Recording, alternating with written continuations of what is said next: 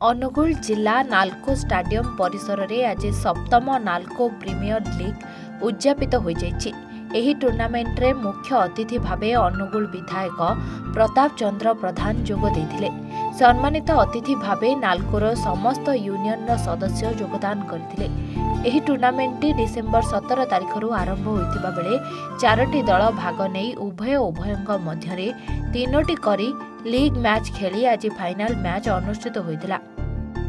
NALCO smelter कारखानार cast house carbon विभाग CPP warriors और सीपीपी ऑपरेशन विभाग 4टी दल भाग नहीं। फाइनल मैच टी बड़ रोमांचक परिस्थिति सृष्टि हुई शेष में कार्बन विभाग विजेता होइतिला। ऑपरेशन विभाग प्रथमे बैटिंग करी 20 ओवर रे 6 विकेट हराई 122 रन लक्ष्य रखिथिला बेले कार्बन विभाग 9 विकेट रे 20 ओवर रो शेष बॉल रे चैंपियन होइतिला। हिमांशु रंजन धीरं को man of the match series विजेता घोषणा होइतिला।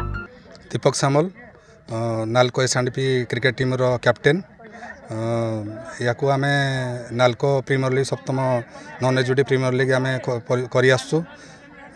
ये आमर सीपीपी आ स्मेल्टर को नहीं 4टा टीम गठन कराइथिला। भल आज फाइनल मैच रे पहुँची कार्बन एरिया एंड सीपीपी। आमर मुख्य उद्देश्य है we play cricket we grow brotherhood.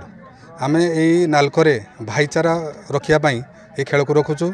आ खेल आमर धीरे धीरे अनुगुल आम ये भितर बुड़बार चली।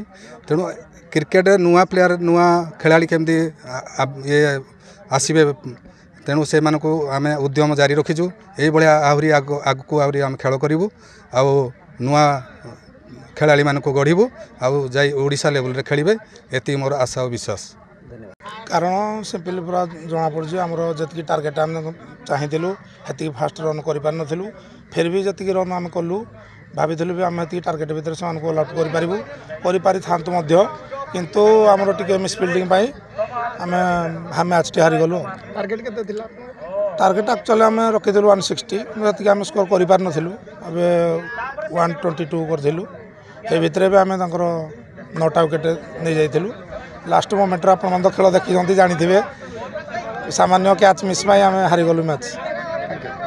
Ranjit Sahu general secretary Nalco employ संघ आज जे 7th non executive premier league जहाँ होता जहाँ उच्चकोटीर मैच ये गोटे प्रयास आमर एम्प्लॉय मानकर सहयोग जो आग धाड़े जो एम्प्लॉय मैंने सहयोग कर प्रयास जहाँकि युवपीढ़ी के आहरी प्रोत्साहन दब।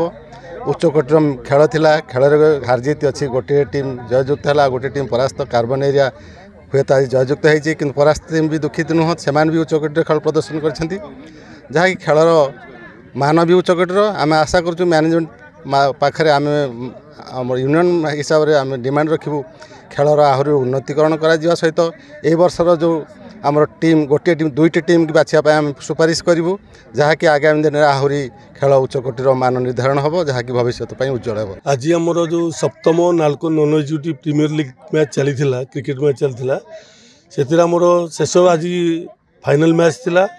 आमर सीपीपी ऑपरेशन एवं कार्बन एरिया स्मेल्टर प्लांट 2टी दल भितर आमर प्रति फाइनल मैच खेल होता एवं 2टी दलर खेल उच्चकोटीर थिला। फील्डिंग कहतु बैटिंग कहतु उभय तरफ उभय खेल भल प्रदर्शन करते किंतु 20 ओवर जहाँ भी हो जड़े हार जड़े जित तेणु निश्चित रूप से जी लास्ट मोमेंट रे भल खेली से निश्चित जितब। आ भल कथा है आमर फील्डिंग जार उच्चकोटीर था से निश्चित जीति तेणु मुझे आशा करुँच जो कार्बन एरिया जो स्मेल्टर प्लांट जीति से निश्चित रूप से भल प्रदर्शन कर सीपीपी ऑपरेशन हिसाब से जहाँ सीपीपी वर्ष भल प्रदर्शन कर। अनुगुल जिलू ललाटेन्दु नायक रिपोर्ट A1 ओडिशा।